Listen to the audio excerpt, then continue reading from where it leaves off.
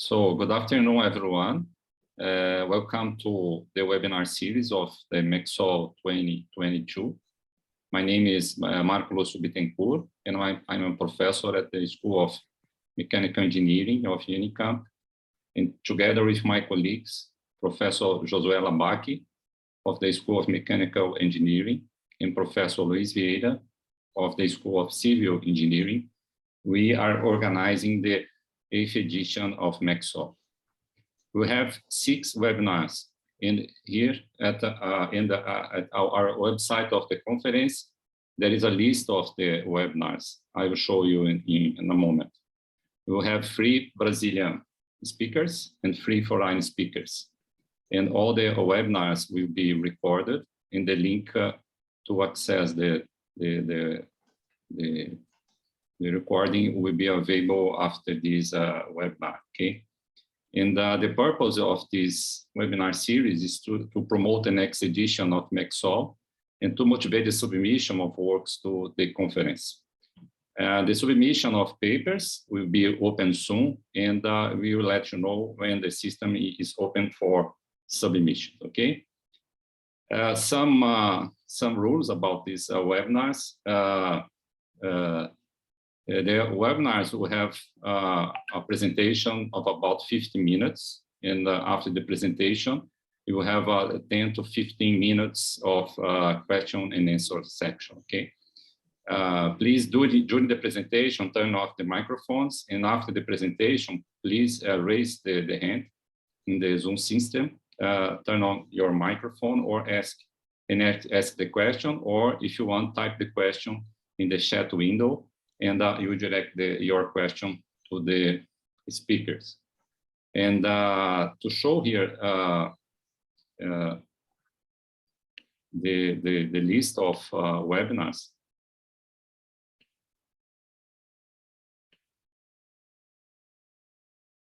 Can you see my screen?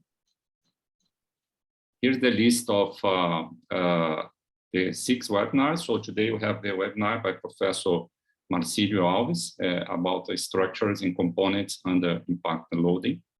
And we have one webinar in November, December, and January, and February, okay?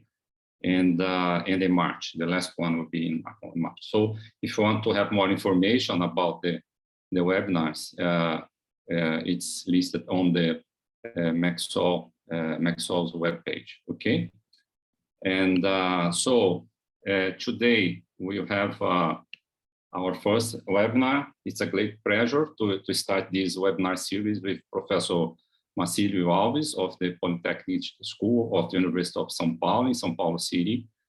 Marcílio has his PhD degree in mechanical engineering from the University of Liverpool in the Impact Research Center in 1996.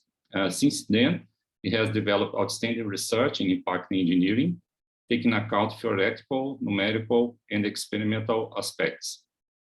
In addition, Marcílio was the father of this conference series and has contributed a lot to disseminate the area of solid mechanics in Brazil. Therefore, Marcílio, we were a natural choice for us to open this webinar series, not only for your outstanding research, but also in recognition of your contribution to solid mechanics in Brazil. Marcílio, thank you very much for accepting our invitation, and now it's your show time. Thank you.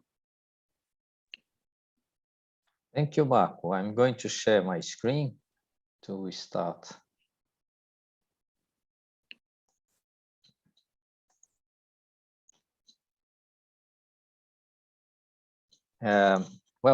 This is a photo from my university. Perhaps it's a photo that I took myself by going to one of the buildings there with São Paulo in the background. And many of you certainly know the University of São Paulo.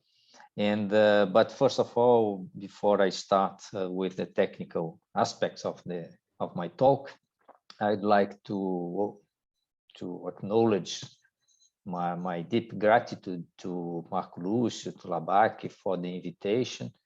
And it's true that I was one of the first that pushed this series of conferences starting back to 8 years ago or 10 years ago, I don't remember now. We started preparing books and the seminars, then we're moving from state to state. And now we will have next year, after being in São Carlos, this this Mecsol conference in Unicamp. So then this idea of webinars is new, is the first time that is being set for this series of conference, and I hope my first talk gives a motivation for us to be together again in the following talks that Marcus just presented now. I decided to give a very general title for my presentation. So let me see how here.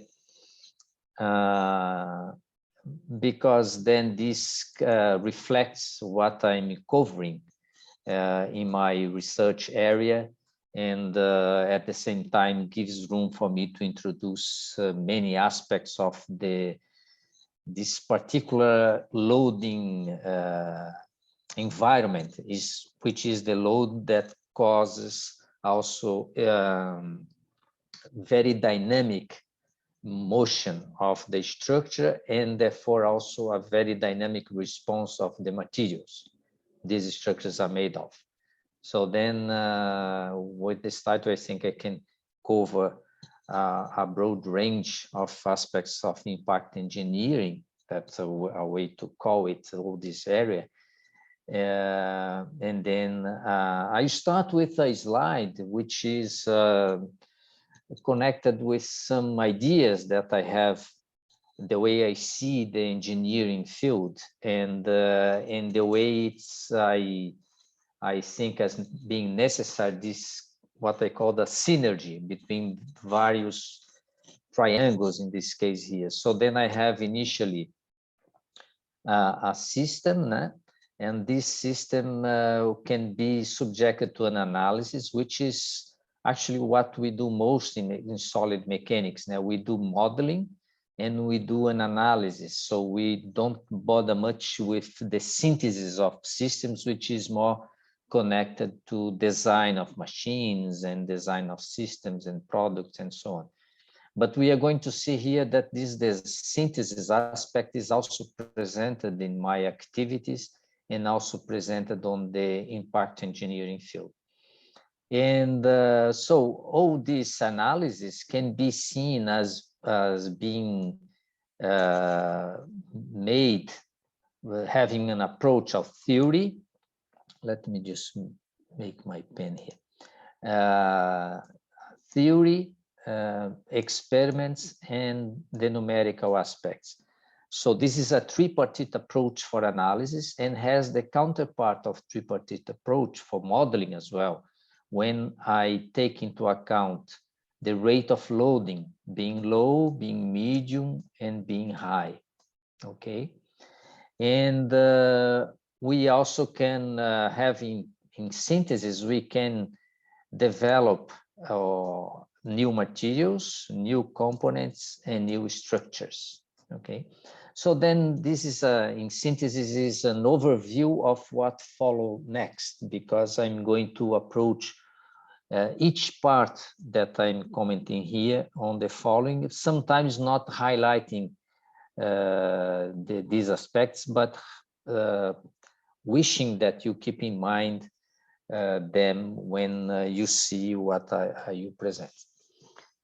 So the first thing is material tests under low velocity. Okay, usually to apply this all the solid mechanics background and theory and so on, when we do perform an analysis of a structure, a component, and so on, we need to know the material properties. So we initially, as a first model, we need to know the elastic modulus, the Poisson ratio, sometimes the density when we do with dynamics. And this can be done in machines like this one, a traditional tensile compression machine. This I'm showing cameras, and these cameras can be used to see my specimens. And you notice that nowadays we can see with the cameras and performing the right analysis, we can measure the strain field without using strain gauge, without using clip gauges, which is the field of digital image correlation, used a lot nowadays in our laboratory. And this is an example where I leave aside the clip gauge shown here, né? And then I started now performing the analysis with grids and following these points. And then I can follow very large deformation, which would be impossible to be done with clip gauges. Actually, we are running now at the moment some tests where we are using clip gauges, but they are limited to the stretching that I can reach with them. And then certainly we need to migrate to digital image correlation, and we can get strain fields like this one, showing that it's possible even nowadays to measure elastic modulus, very large, very small deformation.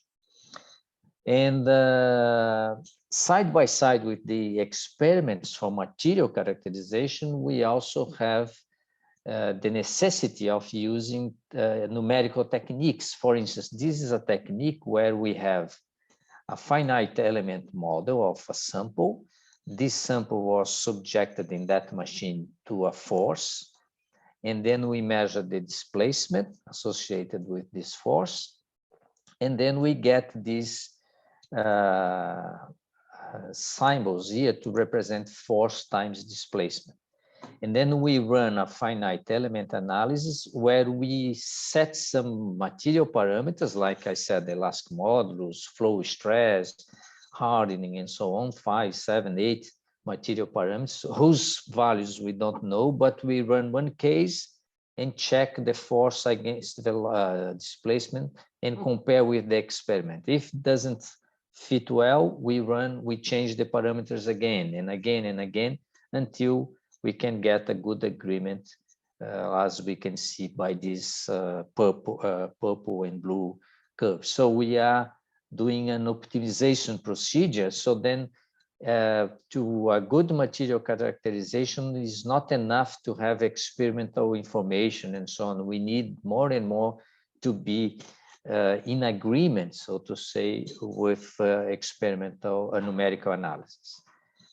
And one thing that also is very important as a research and as an application is the definition of failure criteria. Failure in the sense that when the material tears apart, when they separated, visually you can see that there is tearing, né? And this, and then there are various failure criteria in the literature. And it's known nowadays that the failure is quite well connected, the failure strain, with the triaxiality. And also more and more nowadays is being discovered with the load parameter, okay? And then we, again, using numerical simulations and experiments to obtain information about the failure strain, and then to see whether failure criteria can, which failure criteria could be most appropriated to detect this failure. And so in this case, on the top, I have the meshes, and then I see these curves being converging more and more and more until getting really the load decrease that happens when failure is about to occur, and this being detected by my numerical model. And when I introduce these notches on the sides of the specimens, I can also have different triaxialities and therefore different failure strain growing here more and more. So showing that failure strain is connected with this triaxiality. So therefore, simple failure criteria like the failure strain that is used sometimes in the basics of, in the beginning of the finite element codes are no longer good, because we see that there are other parameters involved. And then we devise it, and then there is this part of synthesis, of creativity and so on. samples that can easily, where one can easily obtain different triaxiality by, in this case, pulling this sample in this direction, performing a test, like I can see by this yellow curve here, but I can also turn around, turn this 90 degrees and pulling then by the machine on this direction and get another triaxiality value, because the geometry here is pulled in one on the other direction, and then I have in a single sample the possibility of exploring different triaxialities, which is quite interesting from the experimental side of view. Also, these triaxialities can be put into the game when I do, as I said, different radius, but also different configurations. And then here is one case where the triaxiality is near to zero, so very shear dominated. And then we have the mesh on the right-hand side, and the mesh for digital image correlation on my left-hand side, which perhaps is the opposite for you. I'm showing that there is good agreement between the numerical technique and the experimental technique. This is also an example of synthesis where we devised a sample that is pulled in this way, okay? But it fails first here, and then second here, and now fails by shear in the middle. So in a single specimen, then we can have different triaxiality stress states and different failure criteria. And the meshes need to be very, very well refined when one's plays with failure, 3D in this case, and on this case in that I'm showing here with my arrow. Okay. These are researchers from other researchers, where it's quoted here, where I would say inspired by what have been done. They also devised specimens, different geometries and so on, trying to cover this stress triaxiality in a very broad range and performing then tests to detect aspects of failure. And this failure have an application. For instance, this is a paper that we just published recently, very recent, last year, I think, where we studied the cutting of pipes that are buried on the ocean, and by some reason there is some leakage which was detected, and then you need to come with a hammer and then apply a pressure, a force here, and cut this pipe, in order to avoid the spilling over of the oil here, okay, to the sea. And then we need to know what force you need to do to cut this tube, which is quite well clearly connected with the failure that you need to impose to the tube. So we need to really cut, and then we applied our knowledge on the field, and then we could predict reasonably well using load parameters and so on, predict reasonably well the failure for what is the force necessary to collapse these tubes and to shear them off. Okay. We also are involved with friction, which I'm going to show later. But now I'm going to show our work with hardness, because hardness is connected somehow with the stress-strain curve of material. And then we develop a system, we created a system for experimental purpose, where we measure the force applied to a ball, to an indenter, and then we measured how much it was indented, as we can see a little bit here. And then we could do this dynamically as well. We could apply this force quickly on my experiment, and then we can obtain, this is on the vertical, here is the ratio. That's something very interesting, is the ratio between the dynamic and the static flow stress of the material, the yielding stress of the material. And in this case, mild steel, in this case, copper on titanium and brass. And then you can see here quite clearly how for steel the material is strain rate sensitive, that the strain rate is growing on this direction here. The strain rate meaning how much the strain is changing with time. So then we are going to see very soon that we can have equipment that goes to 1/5,000 of strain per second. And then the material nearly doubles its flow stress. It depends on the material, but for mild steel, for copper, and then we apply this technique of hardness to obtain some of these points here, showed by this open circles here, showed here on these charts. And we can see actually for titanium, it is less strain rate sensitive. Brass is quite a lot strain rate sensitive, and so on. So this strain rate sensitivity that we can see for quasi-static tests, we can see when we pull or compress or apply torsion to the material under different velocities. And this machine here is a quite expensive machine that we have in the lab. It can apply tensile loading, compression loading, and also torsion. And all this is driven by software, of course. And then you can do different paths of loading path. And then this can be used to explore material properties and failure and so on. And then I highlighted here that I feel that there is a demand for more complex loading regimes, tests and so on, like this machine can provide.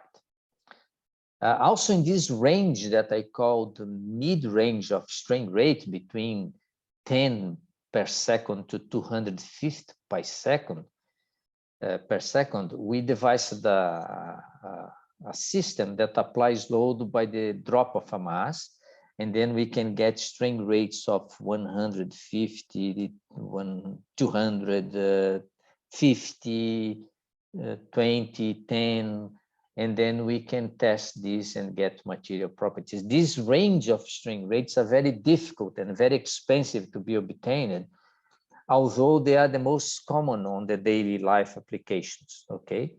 But the machines, then they are very expensive to perform these tests, and then because they must be hydraulic with a very fine control, and then accumulators and so on to apply the stresses or the force.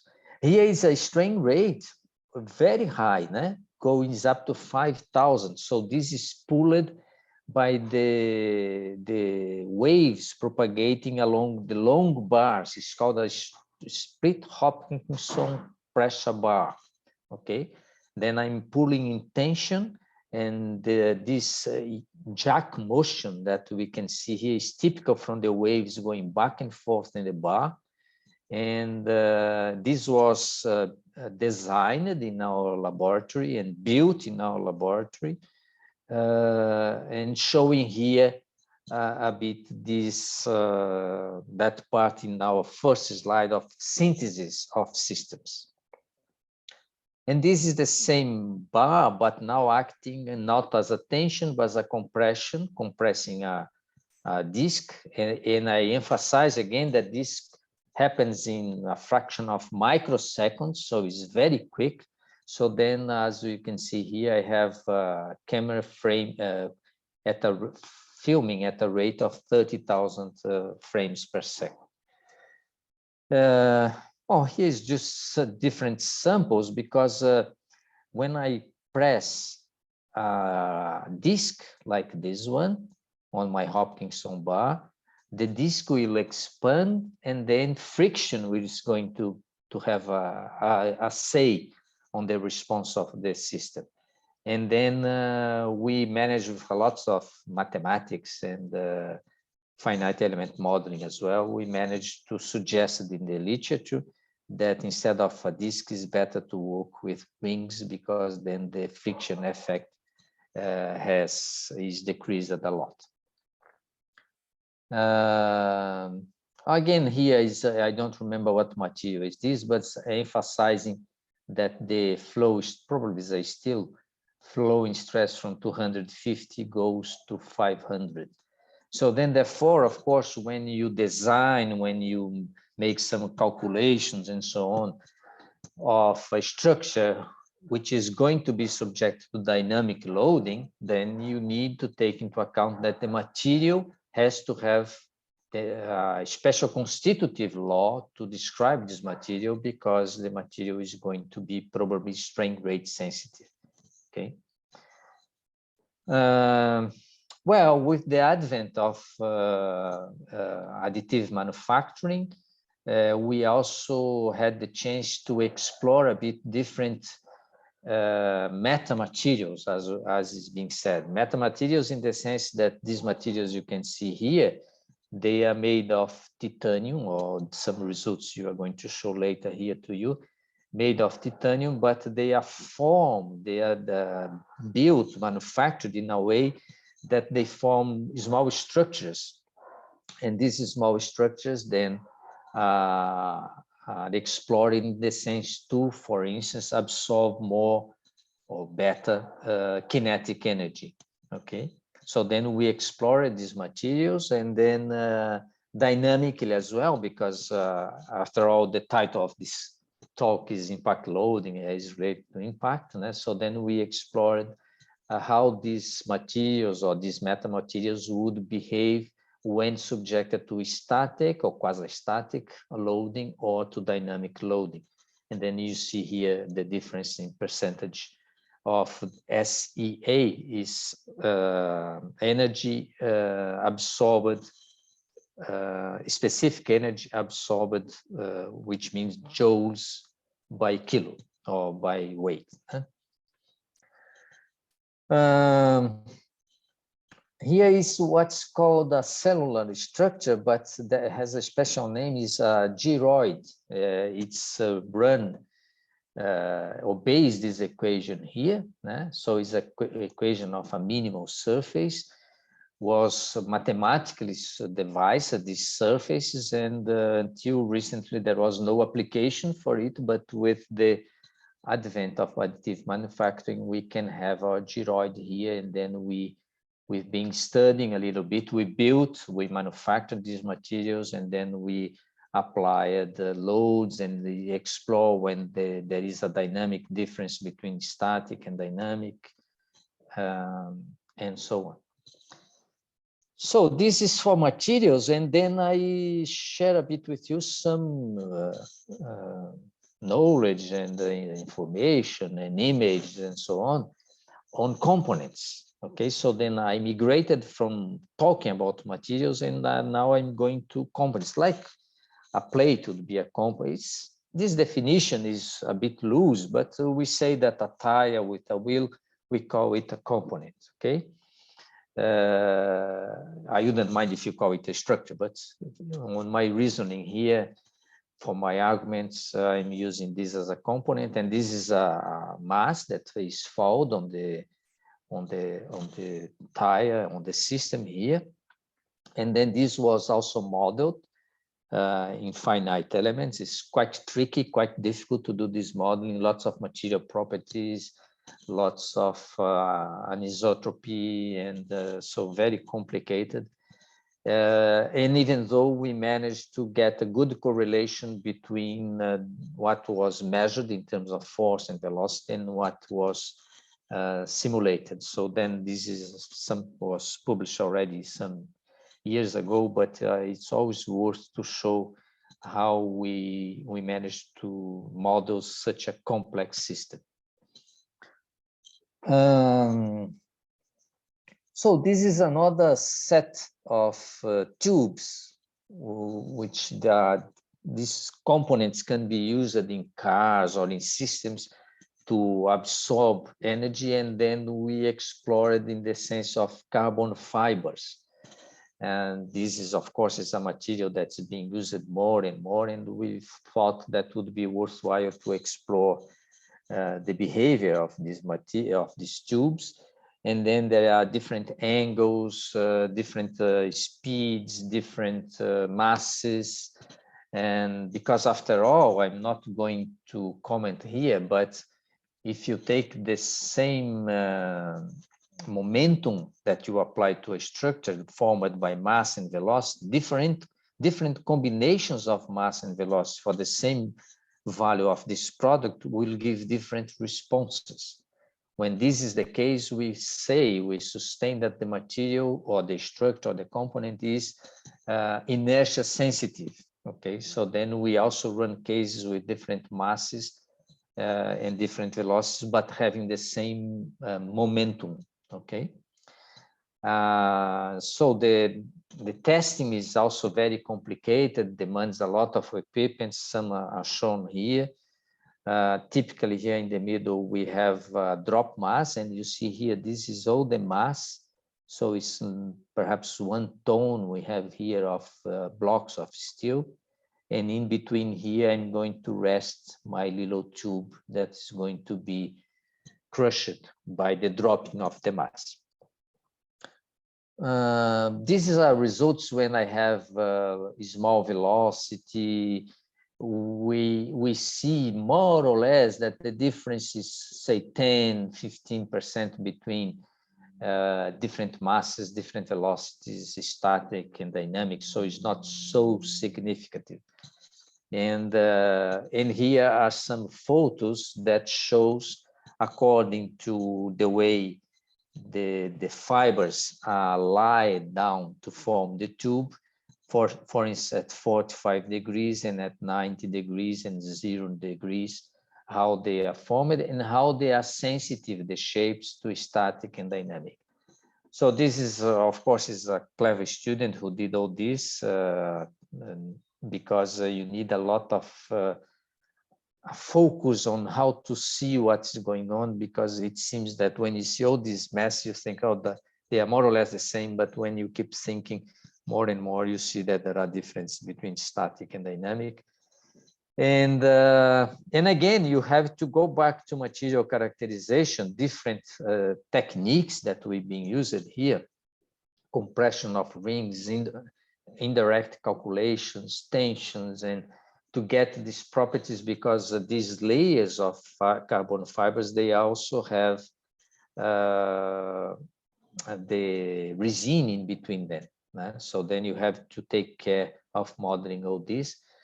And this is 0–90 degrees being tested, and this is a film that shows to you this petala being formed.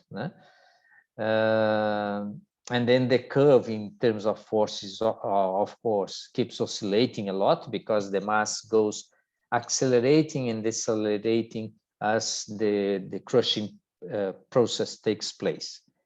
And at 90 degrees, 45 degrees, 0 degrees, you have a completely different way of crushing, in a different profile for the forces. Okay. And here is the simulation. I'm going to show you only 0.45, but to get to this level of details in a simulation of composite materials, you need a lot of expertise. A lot of expertise goes on here. So these is a team working on this, and then it's really not easy at all to get such a good agreement that we had by performing this simulation. Oh, here's another component. Is an old result, but I always like to show is a sphere hitting a plate at high velocity. The first one doesn't perforate. The second one just passed. Let's see, should show. Yeah, just passed. Showing then the ballistic, we call the ballistic limit. So, and the third film is looking from the back of the plate. Well, you may see that this is not so relevant and so on, but first there is failure criterion involved here if you want to perform analysis. And experimentally, you nearly hit the targets, but this speed of this little sphere is around 200, 300 meters per second, So then we are talking about 800 kilometers per hour, nearly 1,000 kilometers per hour. So at this speed, you get the target to this point is really something that it's worthwhile to be shown. Okay, and this is failure of a very thick plate and using the shell elements, just to show that shell elements sometimes we are using also in our simulations, even for failure. And here is also a very high velocity. We can see here velocity, 180, 120. But being spheres being perforated or fiber metal laminates. Okay, so lamina of materials. One is metal and another one, I think fiberglass here. No, it's a polymeric material. I don't remember now exactly. And then we got information like force against displacement when you hit this plate. So then this is also very, very difficult to be obtained. And then we have a whole setup here. No? So we have a disc here where we clamp the plate. We have a camera to film the thing. We have a cage for protection. We have a gas gun leaving here the sphere and so on. No? And so this is an extra data connected with simulation. So then that's important that we go side by side with simulation and we go side by side with theory, but theory is more complicated to show on the slides on this kind of presentation. And then I will refer later to a literature where we can find this. Going now to structures under medium velocity, we see here a car that hit on Halley, hit a guardrail, and the guardrail was such that entered the car. Okay, so then we decided to perform a simulation of this accident or a similar accident actually. And then we see that we are capable of having failure criteria that fail the bolts on the right time. So the bolts then leave the guardrail to take apart parts on it, and then it enters into the car as it's shown here. Or we can also use this failure criterion and so on to show that it's also possible to have what we see in the photo here, where the car enters under the guardrail. Okay, this was done in ANSYS some time ago as well. We published, I think, 2 papers on this, because also we made tests and simulation, not tests, experimental tests, but simulation, when a car hits a concrete barrier. Okay, so then we have guardrails and concrete barriers. And in connection with transportation, so to say, we have also tested, and we are actually doing these tests on helmets, okay, to see how these are connected, can be safe and so on. What's the quality of the helmets in Brazil, and how do we compare with helmets from abroad and so on.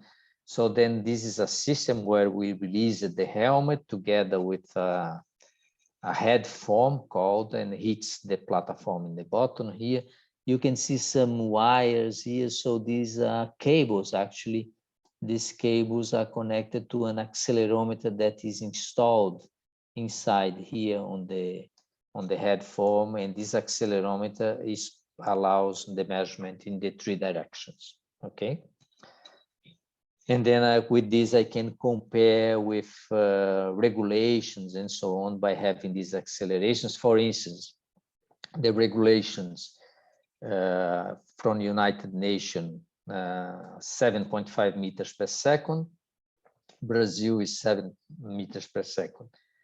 So then these regulations in Brazil needs to be updated, and then in a way, the work we do can give some light on to refresh a bit the system and make these regulations tough or at least the same as United Nations regulations. And we be involved in committees and so on to try to improve a bit the demands for better helmets. Okay. And also in connection with transport, again, we designed also a structure, which is a little car that we actually made it, and we are making a second car now. We like the idea. And we used a lot of optimization technique, design of experiment, and so on. I just put here this slide to remind myself to comment that this car was designed from a meta model that we built for the car. And with this, we are able to define thickness, material properties, and so on, in a way that we could design this car to meet the demands of the international regulations. Okay, and then we have here the car hitting the barrier, and then we are using, in this case here, dummies to represent the persons in the car. We have also lateral impact, which this is another regulations that is required. We have lateral impact with and without airbags in our little car. We put airbags for the driver and the passengers as well. And then, so then this is some slides that I'm showing you here. We did capotamento. Sorry, I don't remember now. Turnover, whatever. I don't remember in English. And then this is a little models of the car, the dimensions, and so on. But we are on a second stage. If you remember the first slide that I showed you, I didn't comment actually, but there was a spiral in the way that goes converging, but passing through the phases again and again. And this is the case. Actually, I believe a lot on this model that we have to repeat again and again. So if you are, in your case, performing tests anew, and then they fail, then you have to do again, don't get disappointed, because I think that's the way it works. We do some tests and then repeat again, and so on and so on. So then that's why we are on a second generation of this car. Here, what a pity. It's not playing. But I'm going back there. Let me escape here. Because it's worthwhile to show you these slides.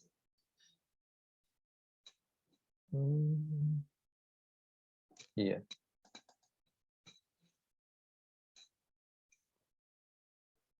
Well, I think you are not going to see my screen. But anyway, this slide here was going to show a car hitting a man, but this man is not a dummy. It's actually the finite element model of a human being. So we had access to this finite element model by an agreement with a consortium that developed this model. And I remember that Professor Mark Lucio Bittencourt worked some years ago in the United States with modeling of human beings or the flow of blood or something like this. And nowadays, this not that model that he worked, but the technique is such that we have parts like the brain that we are actually using for the helmets, parts like the legs and so on, and then we can hit now, a car can hit a pedestrian, and we can see the damage that this impact scenario caused to the person, okay?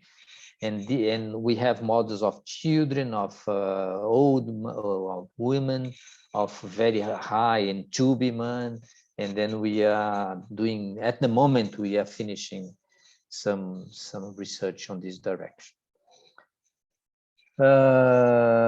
Here is the case where I have cars hitting a column with a driver in the side, and this car, this simulation was performed when the friction between the parts are 0, the friction between the parts are 0.4 or 0.8.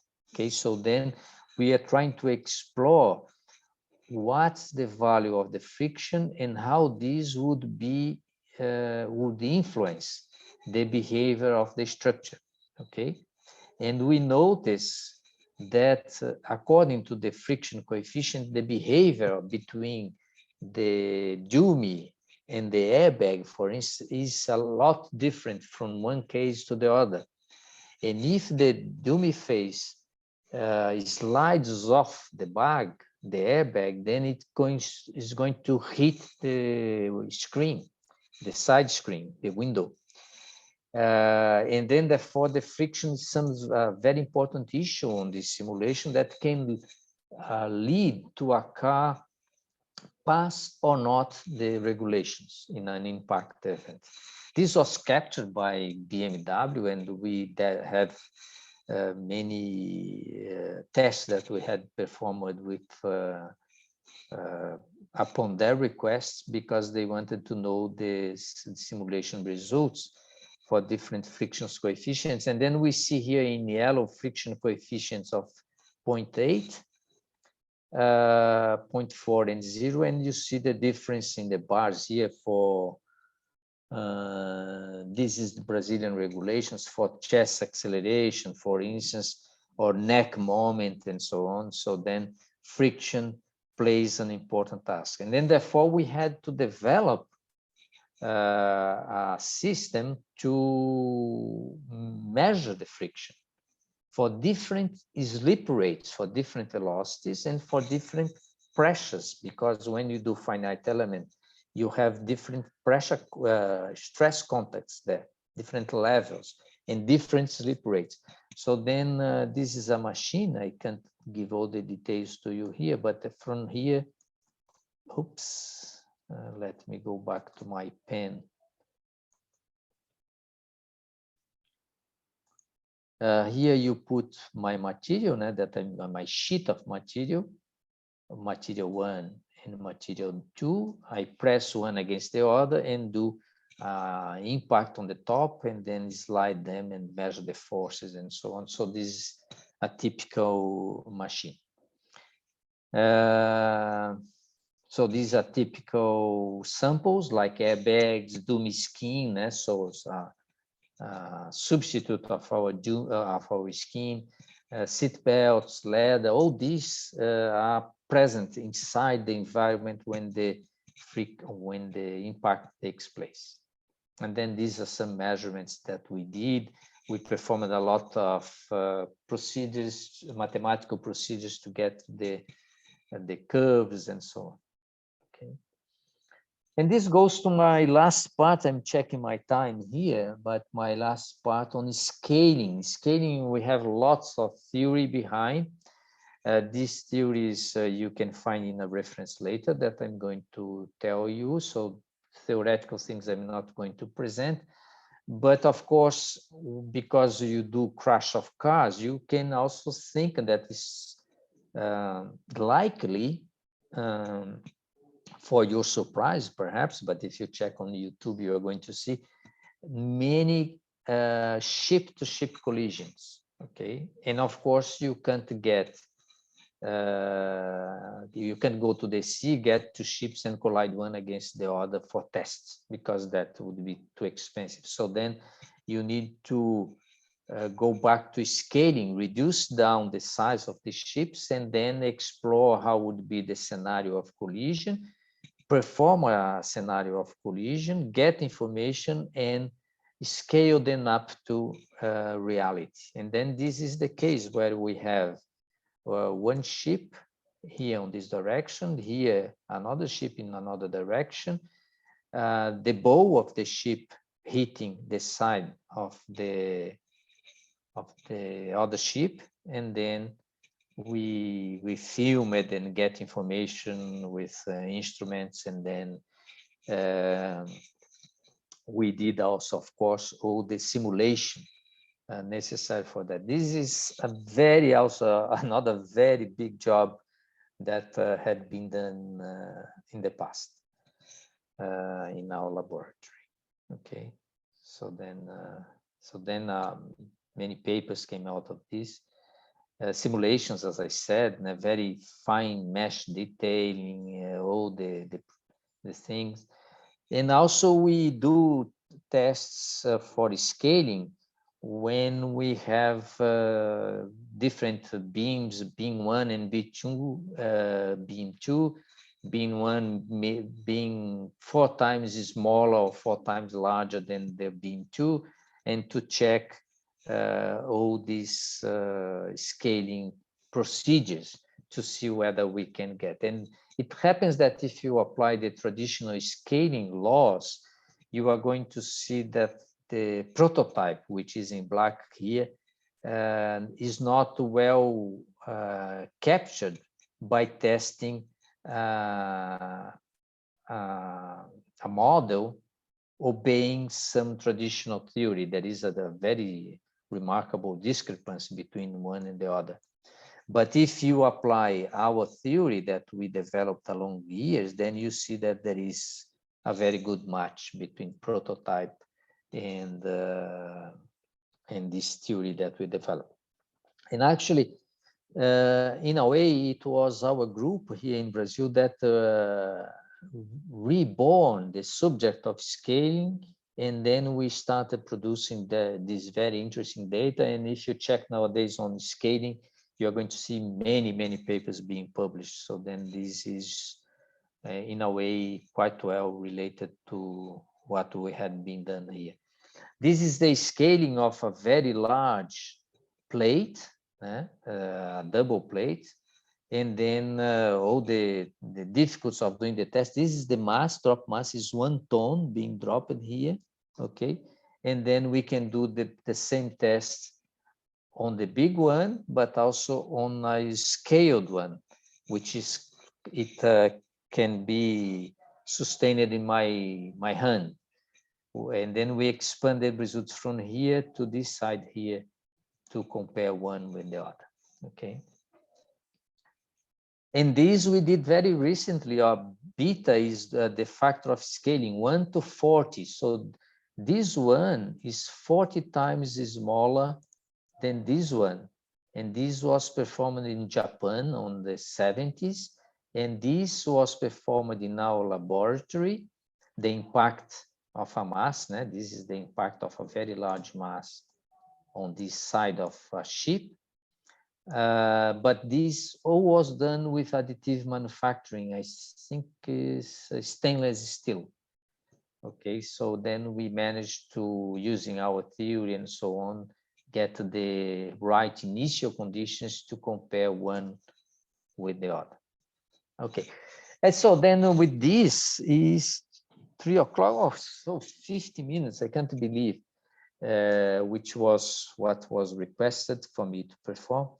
With this, I finish my presentation, thanking you all.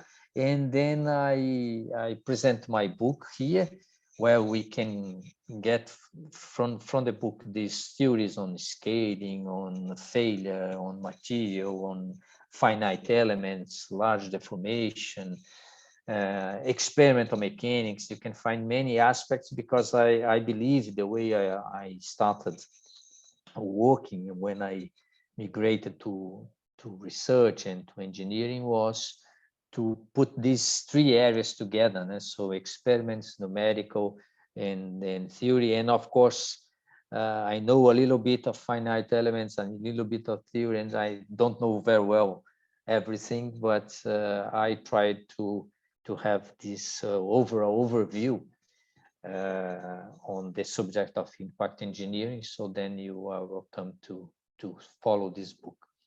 And also I put here this journal that I added together with Marco Lucio and others. It's called Latin American Journal of Solids and Structures, which I think is also a good journal for you to publish your papers, and you are most welcome to submit papers there. So thank you again, Labaki. Thank you, Marcos. And it was a pleasure to be here. And I am at your disposal now for you to ask questions and so on. Thank you. Well, thank you, Marcilio, for your very nice talk. Thank you. It's very interesting. And we have a first question here from Cesar Berli. He's asking you if these materials obtained from additive manufacturing, if there is some research to develop shock absorbers to withstand explosions. Mm-hmm.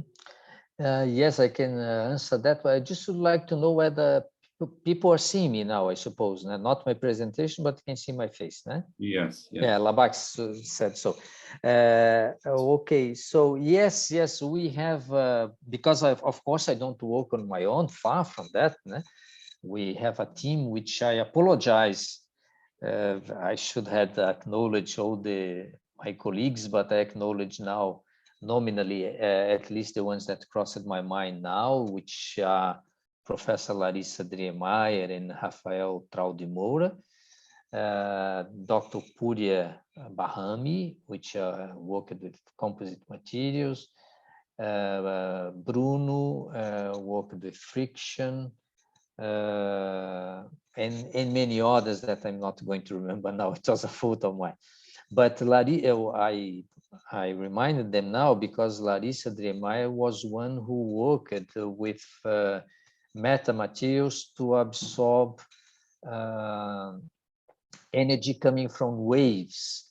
So she worked with Claudia Comi in Italy, and they have a paper on that. But of course, for shock waves are being absorbed by devices which use these metamaterials, these holes on the structures, and so on. And this is a field that's being developed more and more. And we have, I think, perhaps more than 2-3 papers on this with Dora Karagiozova. You are going to see in my book, or you can see when you search for my profile on Google there, papers on shock loading and the absorption of these waves by using these metamaterials.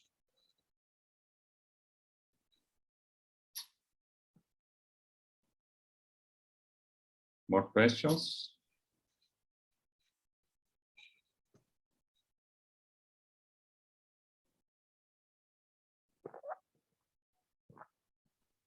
Another question, Marcilio.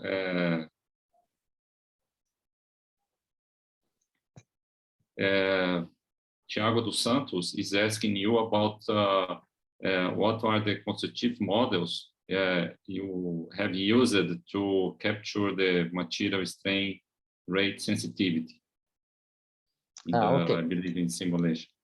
Okay, Thiago. So we have used basically 3 material constitutive models for that. The 2 of them are very famous. One is Cooper-Simons, which is a constitutive law, an exponential constitutive law.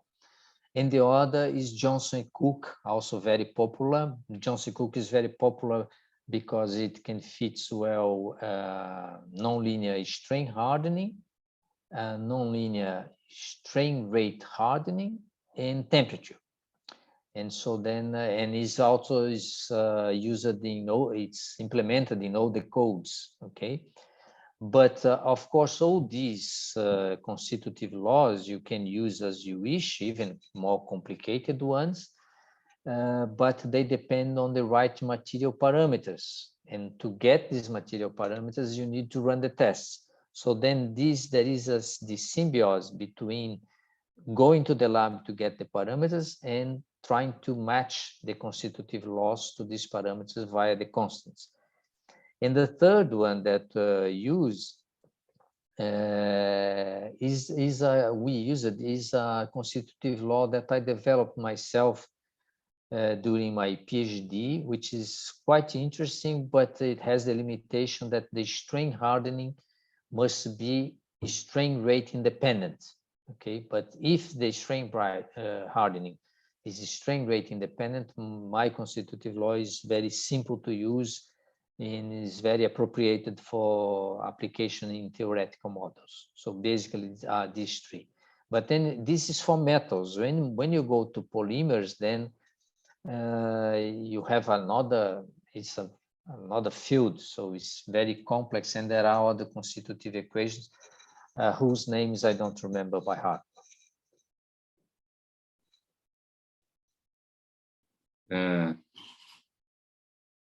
So, Labaki? Thank you, Marcelo, for a very inspiring presentation. This topic is it's out of most people's comfort zone. I work with the core of elasticity, where loads, the magnitude is very low and the rate of loading is also very low. So all of these results are it's not intuitive to me. So I have a question about your experiments with building 3D metamaterials for impact loading. And I don't have any intuition about what kind of structures would be more resistant to impact. So after your experiments, do you have any guidelines or any insight about what kind of structures that you build in 3D printing that's more resistant to impact loading? And also, while I'm here, I was struggling to find how to raise my hand here in Zoom. So if anybody wants to ask a question via video, you can just go to reactions and then you find the tool to raise hand there. Thank you.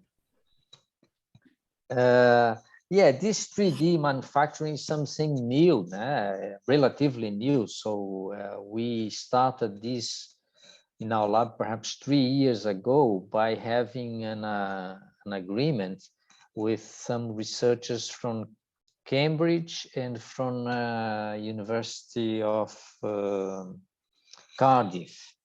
Okay, and the people there, they have a group working on this 3D manufacturing because they have an agreement with a plant that produces helmets.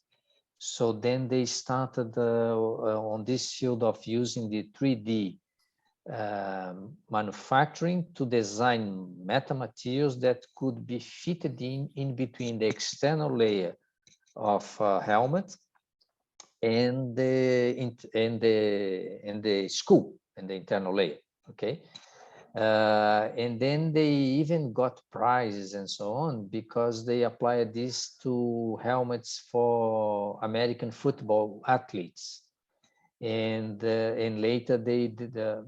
I don't know whether they applied, but this company also manufactured helmets for, in English, para cavalgadas, né?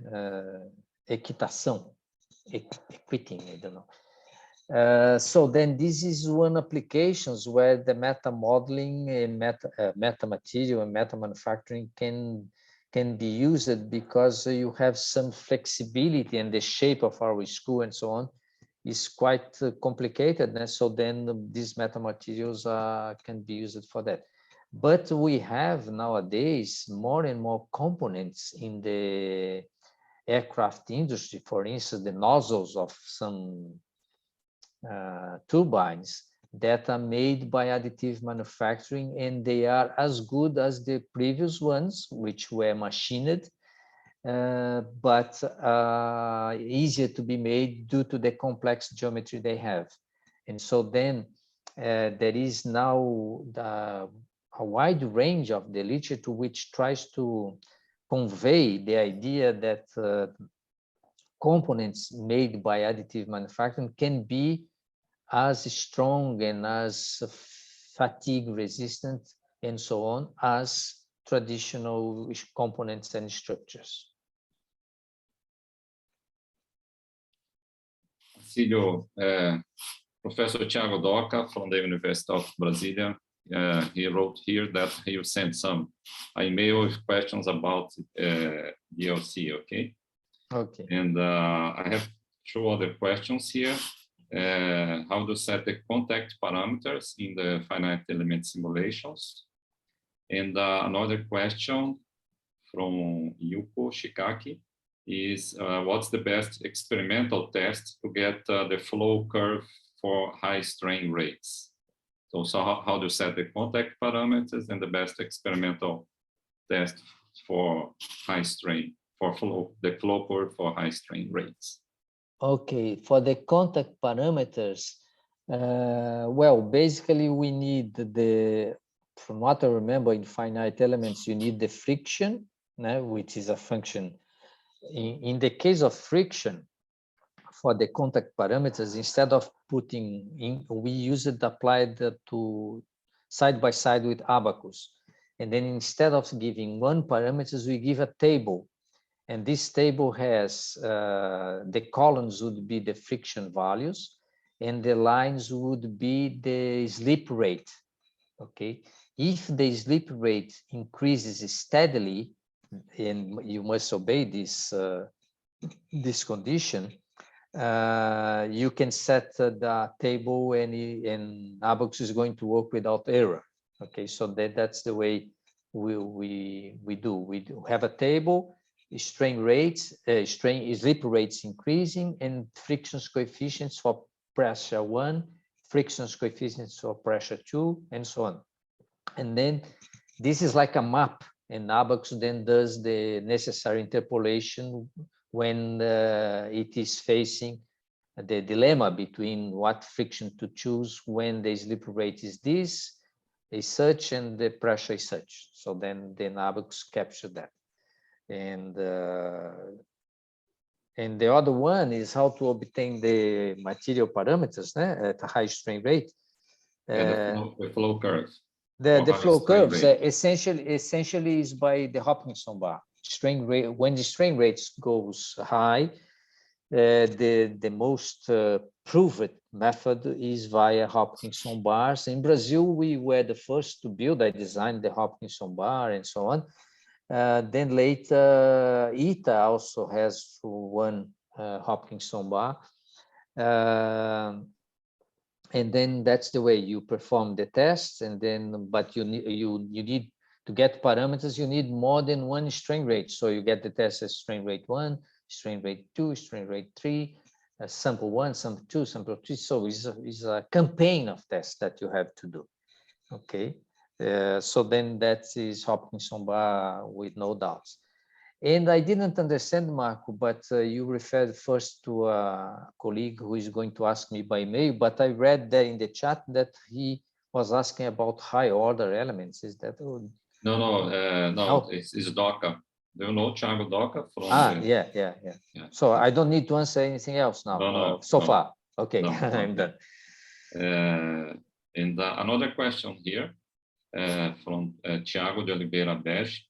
He's asking you if you are using linear or quadratic elements, and if you are using just the standard finite elements or generalized finite elements. And if you have a cluster to run the fantastic simulations here, and if there is a special techniques from high performance computing to do this. So this is actually the field of Marcus, because we put a lot of money on these clusters and we built a data center, and but then comes this thing of maintenance and being updated all the time. So you are running after projects to get money to update and so on. And with the pandemic, then we stopped a lot this applying for projects and so on. And sometimes I think that if you buy processing time in these sites that are available nowadays, perhaps we have to see, but perhaps this may be in a way cheaper. But there was a time, yes, we used the graphic boards to do processing there for numerical simulation. And as for extended finite elements, we are using currently to describe, to study the stress factor in components made by additive manufacturing. So then we are using XFAME from ABAX. We also developed in the past full program to do non-linear analysis. But soon we realized that, as I said, I'm not a specialist in finite elements, and I'm not a specialist in theory. I'm not a specialist because I wanted to be more generalist. And then I think this finite element for new finite elements and high order and so on, the best person would be to see with Marcus and his team there. Luis, yeah, you raised your hand. Yeah, well, first of all, thank you very much, Marcílio, for your talk. It was very inspiring and like lots of beautiful pictures and great presentation. So I was wondering about the Dic measurements that you make. We have tried to do something similar at Unicamp, and one of the questions that we had was about the noise because of the camera, the light, and like the sensitivity of all the equipments.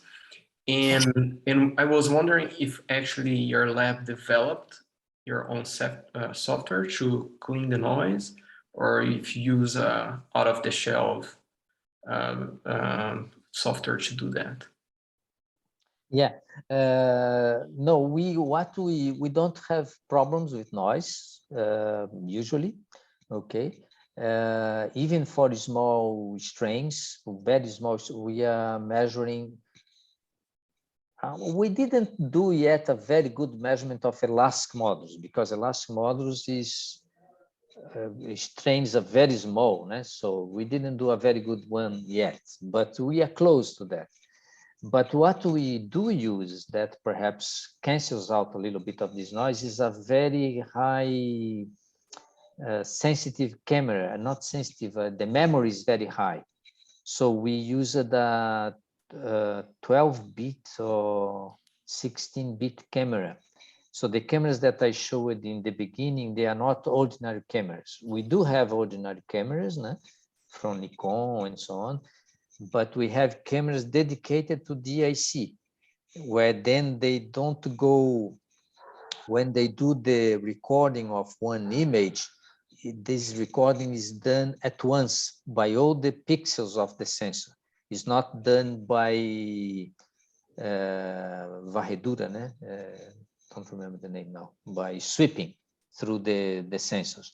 So it's a single picture.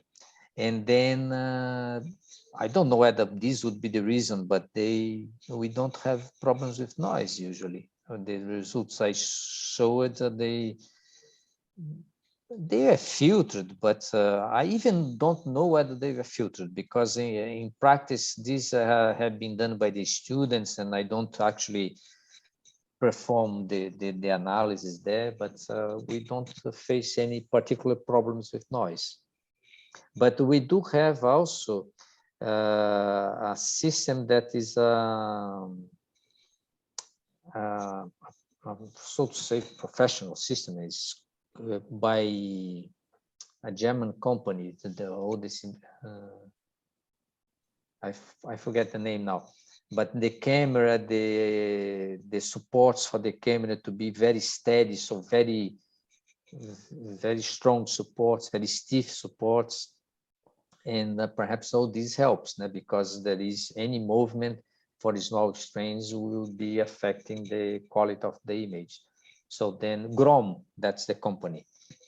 in German. So all the supports, tripodes and so on, coming together with the system. Thank you.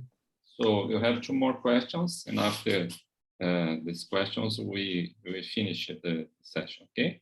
So another question from Thiago dos Santos. He's asking you if you have investigated the effects of anisotropy and porosity in the dynamic behavior of these manufactured materials and the structures made with these materials. Not for additive manufacturing materials yet.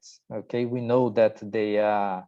No, sorry, I'm lying. No, yes, we did. I remember now. We did at 0, 45, and 90 for some. It's our last paper on this actually. We did investigate this. I could show you the results. I'm not showing now, but I could show you if I had to think on this. But what we do about anisotropy, what we know when we do is tests where we cut the samples in one direction. When it's normal samples, like some tests we are running now on sleepers, where the rails lie, when we have a rail lane, a rail track, it lies on sleepers. These sleepers, some that we are studying at the moment for a company, they are made out of polymers, and these polymers are very highly anisotropic. And then we are testing at 0 and 90 degrees, static and dynamic, and temperature low, room, and high.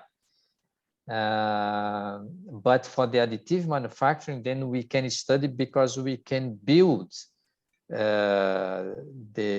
with the settings of the machine, you can build in one direction, for instance, on the horizontal direction, or you can build going up on the vertical direction, or at 45 degrees.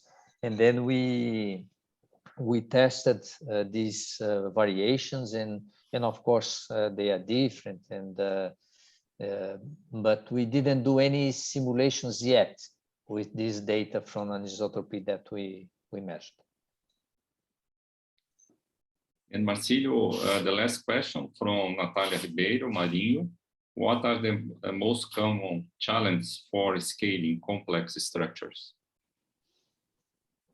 Well, a challenge for scaling related to structures, because scaling, mind you, is used also to compare animals, for instance, or to predict the age of an animal who is going to die, to predict the pressure that the blood needs to have to flow in a elephant or in a mouse. So then it's a very, very large, very interesting, very rich field. And just to give a flavor of that, it's being shown that the number of beats that our heart will beat along medium life is the same as the number of beats that a whale beats, and of a mouse as well. Okay, so it's more or less the same. And so that's very interesting. This is related to mass and so on. So, but for structure, one of the things that is very complicated is because the scaling laws, they break down. That means they are not obeyed, the traditional scaling laws, when you have strain rate effects. And in impact, that's what you have most. You have a lot of strain rate effects. So then if you get the traditional scaling laws in the presence of strain rate, they are not going to work. And that's what we had been working, is how to correct these scaling laws in order to give the right results for components and structures under impact loading. Even when we do these corrections, as we have been doing and so on, there are structures which are extremely high sensitive to the strain rate. And one of those is when I get a tube, a metal tube, and I collapse the tube. So this tube goes to a buckling mode that's quite dependent on the strain rate and on the impact velocity and on the mass. And therefore, when I perform a series of tests with tube of length 1, and then I wanted to perform this series of tests with a tube of length 2, scaled therefore, it's likely that the buckling mode of one set and the other set are going to be different. And then to correct this is very difficult. But recently there was a group in Imperial College last year that published a paper which addressed this problem, and they claim that they solved this problem of not they solved it, but they developed a method that they claim to be more general, and then they applied for tubes and so on, actually inspired by our works. They applied and they succeeded to show a good behavior of between these two sets of tests. Okay, are you open to the last question now, Marcílio? Yeah, I am. I can be all the afternoon here. Today is Friday, so late I'm going to have my wine, so then I'll be ready to stay here longer. So, have you investigated the role played by inertia on the dynamic indentation?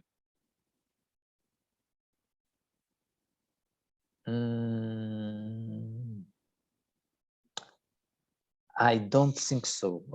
From what I remember, we did investigate the strain rate effect on hardness, but inertia, perhaps the question is related to the fact that when you apply an indenter on a surface, this surface is going to have this indentation mark, and they will be piled up, we say, né? So it is going to pile up material around the indenter.